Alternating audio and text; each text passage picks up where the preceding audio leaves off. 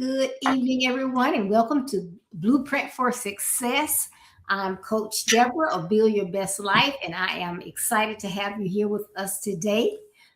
And I am being joined by our special guest, Tanya Pressley. Hi, Tanya. Hi, Coach Deborah. Hi, everybody.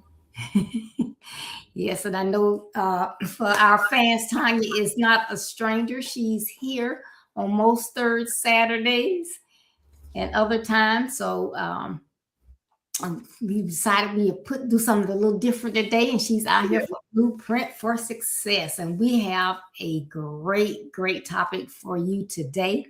But we're going to get started in a second. But I want to thank each and every one of you for all of your prayers, all of your likes, your comments, and shares.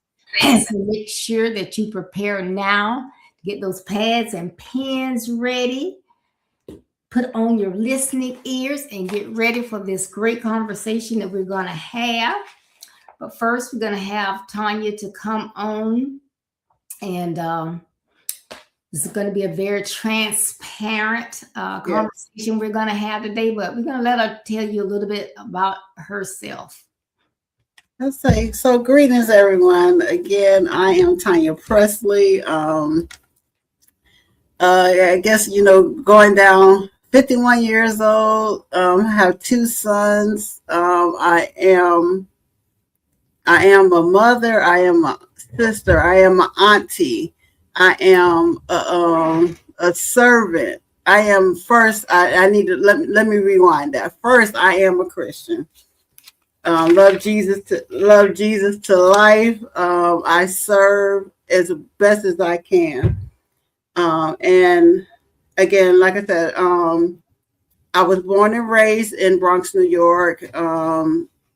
Came, became a full Floridian at the age of 9 years old. So, although I was born up north, I am a full Floridian since 9 years old. And just I was raised by a single mother who is gone to be with the Lord, Abigail Haskins, my best friend, my mother, my one that taught me everything that I am today, from business to being a mother and to be resilient. And that's what we're going to be talking about, still standing today. I've not only learned that through everything that I've been through in my personal life, but my mom taught me that as well. So I give kudos, I give hallelujah praise to my mother. Love her, miss her. It's been about 4 years, going on 5, that we lost my mother. And look, I have some other mothers, but again, my mom, Abigail Haskins, was everything to me, and I miss her dearly. But again, like I said, I'm a mother, a sister, an auntie, an ordained elder, a supervisor, a confidant. And recently, Coach Deborah, I got a new title that that's been bestowed upon me. I am a gap filler. All right. So I have all these titles, and we're going to talk about today how have these things that's going on in my life, not only my personal life, but ministry life and everything, and how to get all that together and be who Tanya Pressley is. Awesome, awesome, awesome. Well, like I said, get ready, people. Today's topic is deeply personal and incredibly powerful. We're talking about managing motherhood and raising sons through marriage, widowhood, remarriage, and widowhood again. This isn't just about surviving loss. It's about leading sons through grief, change, healing, and hope while navigating your own emotions, faith, and identity as a mother. Yeah. Some chapters you didn't choose yourself, Tanya, I know. But some transitions you didn't expect. Yeah. But the calling to raise strong, healthy sons never left you. So today we honor mothers everywhere who kept showing up, broken at times, rebuilding often, but always committed. So we're going to get into this powerful conversation. Yes. I am ready. So again, our topic is still standing, and that's raising sons through love, loss, and life's unexpected chapters. Yeah. So how did becoming a widow change the way you parented your sons emotionally and practically? So this question really, and if tears starts flowing through all this, again, this is, as Coach Deborah said, this is something really dear to my heart. And, although I've gone through 2 deaths of husbands, parenting my sons through both of those deaths, one was their actual father. My 2 sons, again, Isaiah and Jeremiah. Isaiah was 8 years old at the time. Jeremiah was 3. Isaiah grew, him and his father were best friends. So, day by day, I was the working mother. Day by day, Cleaster Washington, who was their father, taught them, how to be this black man. He was a great father. And so after he passed, I end up putting both me and my 2 sons in a bubble. I was afraid. I think my trust was buried with him. So I didn't really trust anyone to come into our space. And that was bad for both me and as well as my sons. I wasn't trustworthy. All I knew is now that my whole life has changed. I don't have that person to be there to, be the father to my sons. And now I have to figure this out. I have to figure out being a working mother, now being in the household by myself with these two boys, young boys, and how to navigate, living all the things that now I have to do by myself. I didn't learn how to support them emotionally at first. I didn't realize, one thing that I end up as I went through that process is to realize that I was grieving, but they were also grieving as well. Mm-hmm. Although my youngest was 3 years old, he still understand, okay, this man that's been around my life, where is he? I don't know. And then of course, my oldest one that really had that, real close relationship with his father, he was like, well, did I do something wrong to, to make God take him away from me? And, I had to navigate that. So to explain to him, no, God needed him a little more than we did. And, trying to work through all that. And that was very difficult for me. I was in an unknown place. Wow. I didn't know how to grieve. And so us being in that bubble was the safest place for me at that time. And one thing I had to keep saying is I felt that Tanya, could handle everything. And God had already set aside people to help me. But I kept saying, I got to handle this. I got to do this. Mm-hmm. I got to work through this. I got to do this. I never acknowledged that God was in, I was in ministry as well, but I didn't want to acknowledge that God had me and to put my trust in him at that time. Wow. That's deep. That was a lot. Yeah, it was very a lot. It took me like 3 years, Coach Deborah, to really get out of that season of understanding that I could put my trust in God. Yes. It took me a minute, even though I was, doing everything that I felt. It took me a minute to grieve and to find out that, I have to help my sons through this.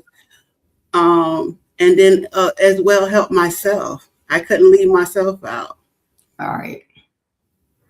Yeah. Well, this kind of plays into our next question. What unique challenges arise when sons experience the loss of a father at different developmental stages? Okay. My two sons experience a real void. Every afternoon when my first husband passed, he would take them out, out of the daycare, and they would stop by their favorite McDonald's, and they knew everybody in there. So the people, oh, how was your day?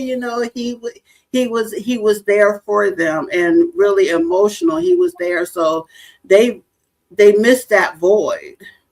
And I, again, I didn't know how to tell people exactly what they needed because I didn't know what I needed. Right. All we knew is that our family of 4 is down to 3, and how do we rebuild from that? Wow. And it was a very difficult time for me, for them. But once I guess got out of myself and really depended on God, he helped me to help rebuild Isaiah and Jeremiah to get through the grief. their father, and then you'll probably get to their second stepdad. Doing that, we went through that season much better than we did the first season. Oh, okay, awesome. This is a great topic. For those of you who just tuned in, we're talking about still standing, and that's life through being married with children, then widowhood, and that whole loss and raising your sons. So thank you for tuning in, Dan and Jocelyn. Great topic. Yes. So when you remarried, how did you help your sons adjust to a new father figure or blended family dynamic? I had to first understand what my sons needed. And I started ticking that off with when I started dating. Again, that was another season that I wasn't used to dating. So I had to, I was very intentional in checking off what my sons needed. So I had to have an actual conversation with them. What did they want? We conversed when I started dating. I'm seeing this person. What do y'all think? And so they were still young. I think Isaiah my oldest had to be probably like 11 or 12 when I met my second husband, and of course Jeremiah was around 8 years old. So they kind of understood, this thing that mommy's trying to get back out there in the world, kind of thing, and rebuild herself. So, I wanted to make sure in that process that they were fully invested, of mommy rebuilding herself and rebuilding our family. To add this second person, to add another person. That's good. As a lot of, I think a lot of mothers, they get back out there and they don't really think, it's not just me. Yeah. I got the sons, and what type person is this? Am I giving myself time to learn this person before I bring them around my children? Mm-hmm. So that was just, and I love that you had that conversation with them beforehand. Yeah, it was actually, I think the crazy thing is I dated the guy, my second husband, like 3 months before he even met Isaiah and Jeremiah. And he, I told him I had, children, but he kept pressuring me. I was like, I'm not ready for that yet. I got to get to know you first before I introduce my sons to you. That's not going to happen. But, then practically, one day I was like, maybe it's okay, But I was like adamant about that. I did not just force that relationship on them because, I wanted to make sure that Isaiah and Jeremiah understood, I'm bringing someone else into our space that we have kind of mended back together with straw, a little bit of yarn and some masking tape, but this could possibly be someone that is going to really be glued to our lives. Yeah, good. In Psalm 46:1 it says, "God is our refuge and strength and ever-present help in trouble." Yes. So, sons, they don't need perfection, but they need the stability that's rooted in God's strength. So that was excellent. Yes. Yes. So how did you balance honoring the past while building a new family structure? This one was kind of... This one was, I jumped into it. It was kind of hard because once I did remarry and we started building this life. My second husband, of course, he had issues where he was in a wheelchair. So my sons had to learn how to navigate themselves around a person that was disably challenged. So we learned that together. Um, and them dealing with the sickness of their father, even though they were young, they kind of understood, how to, navigate themselves around them. I honored the issue came up with my second husband. He wanted to adopt Isaiah and Jeremiah. At that time, Isaiah was like 13, Jeremiah was like 11, old enough to understand, they have their father's last name. But this guy that, is now your stepfather wants to adopt you. Mm-hmm. And you take their name and you take his name. And, I explained to them, this is, mommy has honored both, your father, and my new husband with my name being hyphenated, explained that to them. But I put the decision up to them whether they wanted to be adopted and to carry his last name. That was one of the challenges that we had, because my husband at that time didn't understand why did I ask them that. I said, but they have that right. Mm-hmm. Their last name is who their father is, and if they choose to want to carry your last name, that's their choice. But I'm going to give them that option to do that. They wanted to still carry their father's name, so I went back to tell him that. And we, of course, the disagreement about that. Their children, they shouldn't have that thing. But I said that's their father. I'm going to continue honoring their father, but they still acknowledge that you are their stepfather, and they let everybody know that.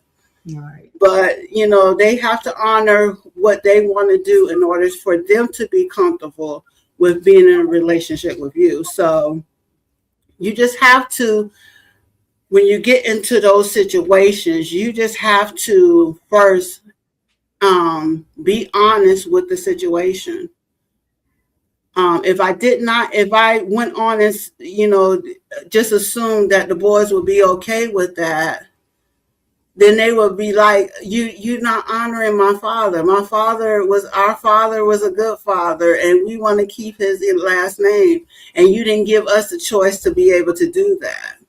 All so right. Then that would have been, that pushback that you don't really want. So you have to be able to be honest with everybody in the circle. Not only your new husband, but, the family now that you're blending. Regardless of, in this situation, their father was dead, but if their father was living, you still have to give that, that refuge to those children, and, the father let them know that the family's blending, and what the things can come out of that. Right. Yes, because you could have very easily, like you said, not even asked them, went ahead and did it, and then that might have made them act out. Yeah, they like this person, then they're like, they trying to take my daddy place. No, I don't like them anymore. So right. That was, I admire you for having the wisdom and loving both individuals to respect you respected everyone. You did ask the question, but you gave it up to them, because after all, it was their name given to them because that was their father's name. Yeah. So, yeah, I love that. Awesome. So yeah, you honestly have to ask God for wisdom in situations like that. You just don't take it for granted. Because I could, like you said, I could have took it for granted and said, don't worry about it. Yeah, go ahead and adopt them, change their names. But then I would have had to deal with the retribution of, why did you change our name? And you didn't even give us the thing to say, do you want to do this? Right. But the crazy thing was, in circles, my second husband used to take them on teach them how to take the bus. and they were, still, a little young, and they were like, "Oh yeah, we're Presleys. This is our whole family." Even though their name was Washington, but they knew that they was a Presley. You couldn't tell them that they wasn't a Presley. Yep, that's good. Thank you, Jocelyn. Jocelyn says they had a relationship and love for their biological father. Yes, they did.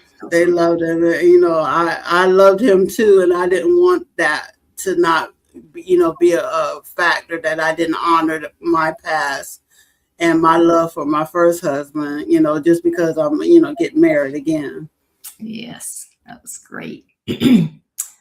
So experiencing widowhood again, how did that deepen or reshape your strength as a mother? Well, I handled it better the second time. I could say that.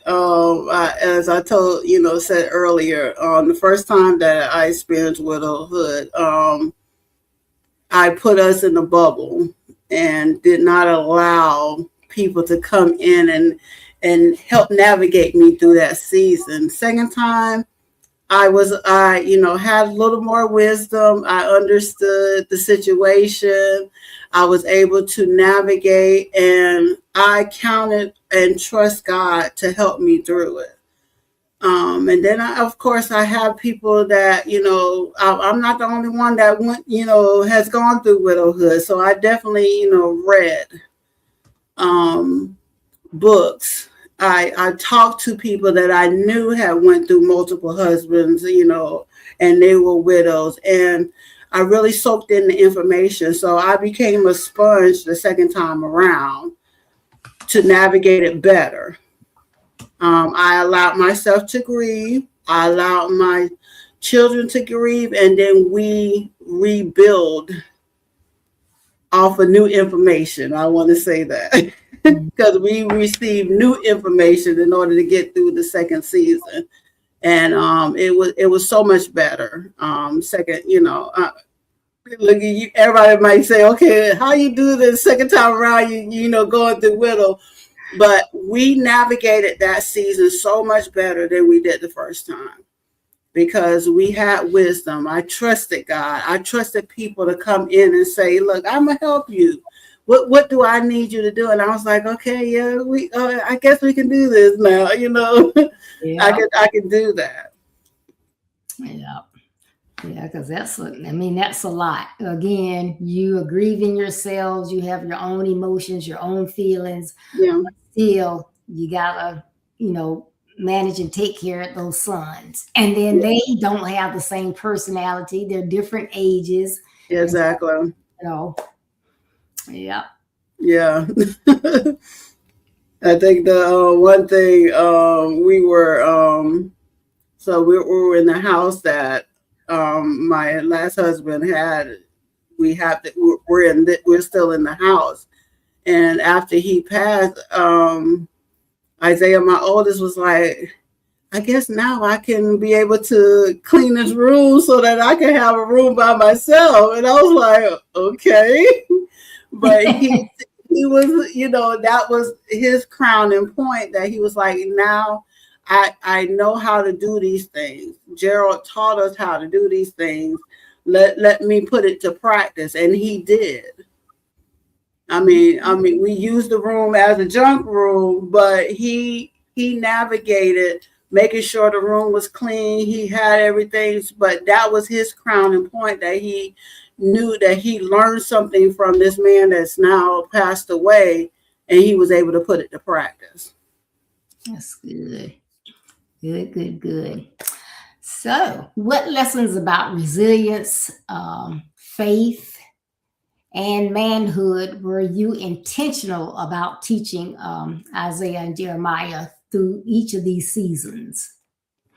So I took a lot of what I was raised with. I told everyone I was raised by a single mother. My mom taught us, me and my sister, how to be resilient, how to. She was on her path of faith, but she made sure that we had, believed in Jesus Christ, She made sure we went to church, but she taught us resilience and stepping back and learning how to do these things that we need to do. So I wanted to let my sons know in that seasons that you can get up, but you have to employ God and be intentional. Mm-hmm. Be intentional and ask God what you need. Let him know what you need. Even though he knows, I had to be intentional. So my sons, I want them to know that we just don't need to sit by the wayside, like we're on a curve and swinging our feet because we have some things thrown at us that is not what we planned on. I didn't plan on being married 2 times. I was planning on being married 1 time. And for the rest of my life, me and Cleasta Washington was going to be sitting on the porch and drinking our coffee and talking smack and playing, all these things. I didn't plan on him passing. I didn't plan on, being married a second time and then Gerald passed. I didn't plan that. That was not in my planning. My planning was to be married for 50, 60 years to the same man. Yes. But I wanted to, my intentionality with my sons was to teach them that you can be resilient, even though the stuff is getting thrown at you. And you learn that, they learn that by, playing sports. You when you're down at the Super Bowl, you could be 3 points down, but you got to fight until they get to find out how I can either get a touchdown or get a field goal to make the score be tied. Right. Or are you just going to get on the side? Oh, we done. We can't fight. No, you have to continue fighting, and even though things are being thrown at you, because it's not forever. It's a season. So that's what I'm being very intentional of teaching my sons, to be resilient, to, even though things are being thrown at you, you got to employ God, be intentional on your prayers with God. Right.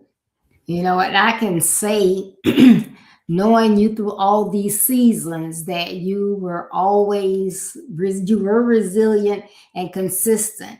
Your faith never, well, from what I could see, your faith never faltered. You raised your family. You were a family unit at St. Paul. Yeah. And then when Clee died, you and your sons were faithful.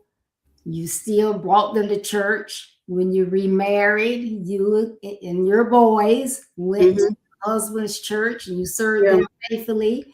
When he passed, you came back with your sons. You talking about dragging them? She dragging them sons.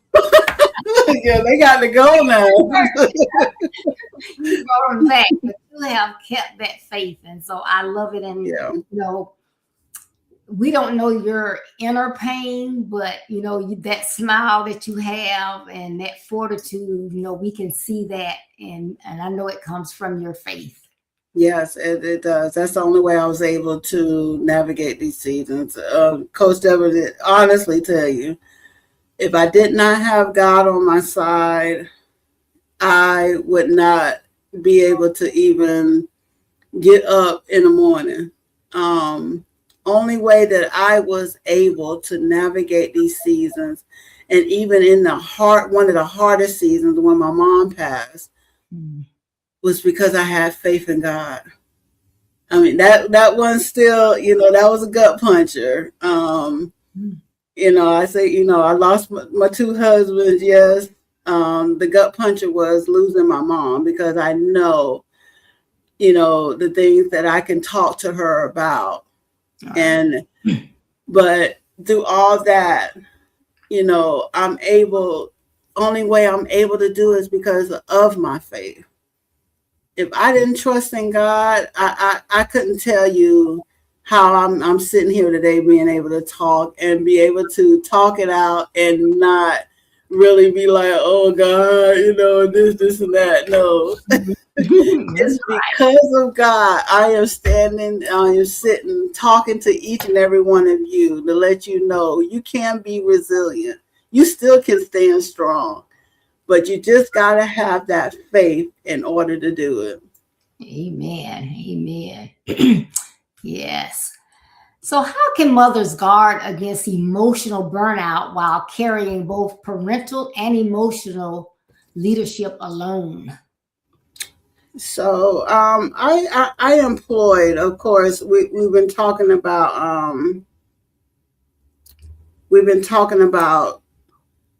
resilience in this conversation. So I went to a couple of my favorite scriptures. Of course, the first one, Psalms 23, 3 and 4, out the Good News version.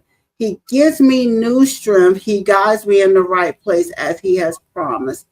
Even if I go through the deepest, darkest, I will not be afraid, Lord. But for you are with me. Your shepherd's rod and staff protect me. That's the first thing. Employ God. Employ God. You have to believe in that because he's going to be able, the word says it right there, he's going to give you new strength. If you don't have the strength to get up, ask God for it. He says it in his word. So I'm pulling out the word and I'm like, okay, God, you say you're going to give me strength. Where my strength at? You know, that. And he's going to guide you to be able to do that. So employing God in that. If you have emotional burnout, God has already set out people to help you. We just have to be, and I'm going to use the word again, be intentional in using those persons God has already set out. Whether it's, if some of us are working, employee assistance programs are there. And you can get 3 or 4 sessions for free and you don't even have to pay for it. Talk to some people at your place of worship. There's somebody there that will talk to you. If it's not your bishop, you got small groups. Talk to somebody in your group. Somebody's going to be able to be there to help you get through, so you don't be burned out. But you got to learn. You got to remember that you are first a Christian first. So employing God, and you are a mother. So sometimes you are going to have to say, okay, sons, give me some rest. Let mommy go take a shower for about 15, 20 minutes and be in that shower, just running that water and get yourself in a place where it's easy for you to be able to say, okay, I can do this now. And don't get burned out. Because I've done that before, trying to do everything. Sometimes you have to say no. Sometimes you say, look, I can't do it tonight. I would definitely love to help support you, but not tonight. Give me another night. I can do it. But be honest. Be honest with yourself. Yes. Thank you. Thank you. Thank you. Good tidbits. Yeah. Okay, so what advice would you give to a mother currently raising sons through grief or major family transitions? So this comes another one of my favorite scriptures. And again, employing the word of God is going to be your number one help. There's books out there. Hey, we got to read. And talk to persons like Coach Deborah. Building your best life has helped me to be able to know that I can, in anything that's bothering me or any grief parts, I'm able to, find those things that I need to rebuild and build my best life. And then I'm able to deal with whatever, grief I'm going through. So Jeremiah 31, 4 and 5. Says this, once again, I will rebuild you. Once again, you will take up your tamarines and dance joyfully. Once again, you will plant vineyards on the hills of Samaria, and those who plant them will eat what the vineyards produce. God is in the rebuilding program. Yes. So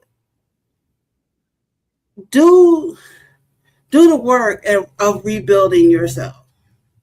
Ask God honestly when you get in those times.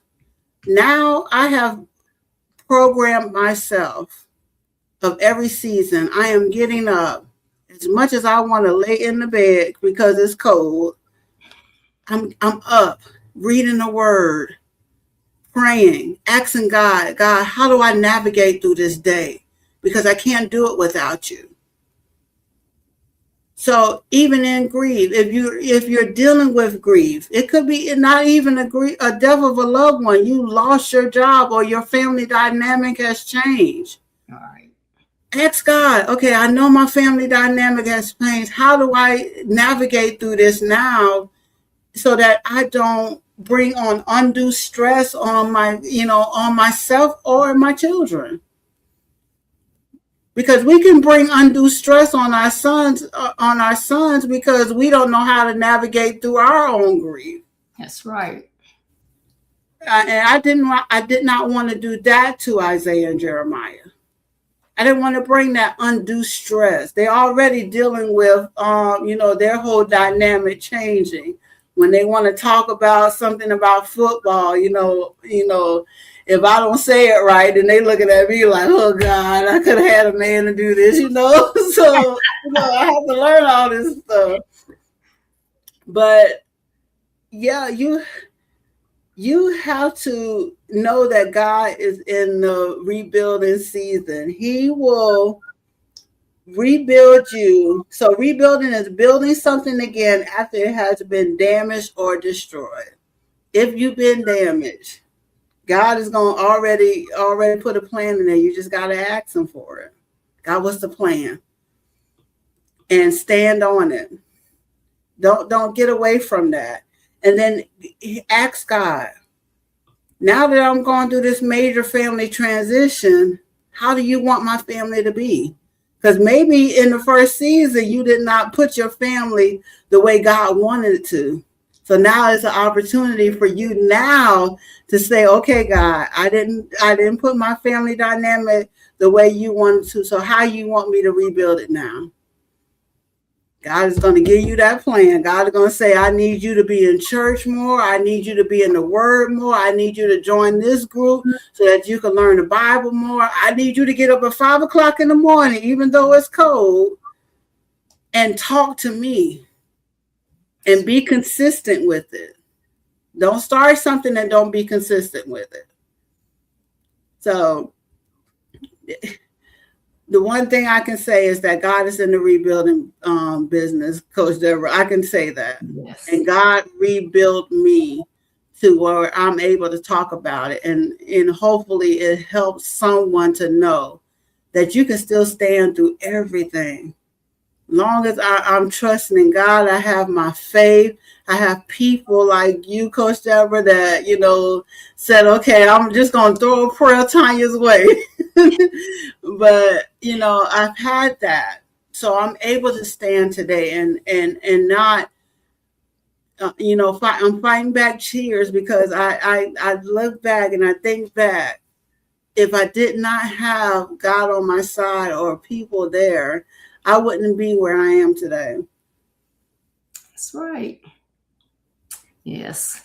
Well, fantastic job. My hat's off to you. And I know that anyone that's listening to this or who will listen to this will be the better for it because you really broke off some great nuggets with your transparency. So I thank you so much for sharing with us. Is there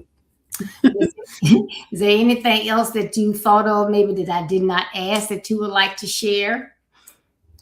Just use your resources, moms, to not only help yourself but to help your sons through any transition that you go through.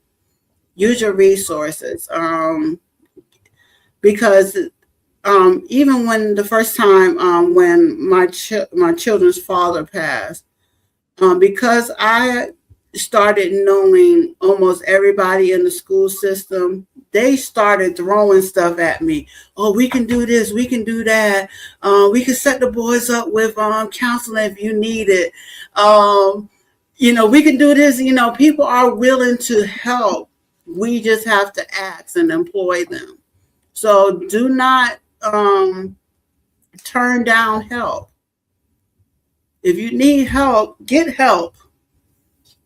Don't turn it down. Get help, because people are there so that you can be able to rebuild yourself and be able to get back into the groove of things, because there's another life that you have to live, regardless of if it's a death of a loved one, you lost your job, your family dynamic has changed, somebody's not talking to you no more, and now you have to raise your children by yourself. All that can be helped if you just employ help. That's right. Thank you so much. And thank you all again for listening to us. Please remember to share. If you did not hear the entire broadcast, go back and listen to it at your leisure, when you can really sit down and think about what's being said. Take those notes, because hey, I got my notes right here. You go back and you look at this stuff and it's like, oh, okay, I'm thinking about something. I say, well, I think so-and-so said something, and I go back through my notes and I can find that, and it helps. So please share. This is what Build Your Best Life is for us to work as a community, to encourage our mothers, help our young men. So please share. And motherhood through loss and love, again, is not for the faint of heart. Just listening to her testimony, I know that it was, it was something to go through. So if you are raising your sons through shifting seasons of whatever it is, like, Tanya was saying, it doesn't necessarily have to be the loss of a spouse. You can lose a parent, you can lose a job. You can be depressed for a season. There are many different things, but within that, you have got to try to get yourself back up to 100. And when you are raising those young men, you have got to be there for them, to help them as well. We cannot forget about them. Exactly. You cannot, because they feel everything that we go through, Coach Deborah. Yes, they do. Yeah, and we don't want them to feel like they got to keep it inside. We want to, if they see us all broke down and, I guess then they're not going to come to you and say, well, can you help me? Or, well, I'm feeling this or that, because they think, one more thing on my mother, then she'll lose it. Then where am I going to be? So we have to, we might go in the closet and let it go, but, we have to find those things that are going to help us be at our best, so we can be there for them. Yes. I'm in agreement with that. So thank you all again for tuning in. Make sure you tune in Thursday. Let's talk about it. I'll be back on. Last week I talked about being overbooked and overlooked when we get busy and we make commitments and tell people we're doing things and we don't write it down. We're not organized. We're just all over the place. How that impacts those people that we made those commitments to, as well as our own credibility. So next week I'm talking about, I got you. You heard Miss Tanya say it's okay to say no. So when someone comes up to you and they ask you, can you do blah, blah, blah? Can you do this on this day? You say, I got you. I'm putting it on the calendar now. Yeah. And then when it's time for it, that's today? I forgot. I didn't remember.